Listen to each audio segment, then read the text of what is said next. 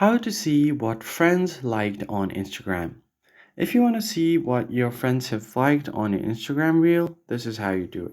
First thing first, open up.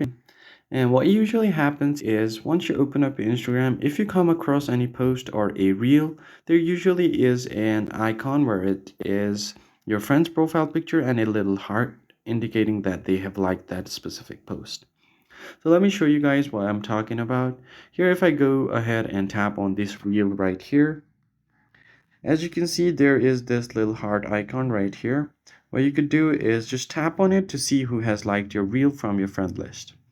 Now, if you want to send them any message right here, you could just type it in and then tap on send, and it will be sent on their chat right here. As you can see here, this has been sent since they liked the post. So you could see that they have liked the post. So let me show you on another few examples. As you can see here, these are the people that have liked the post.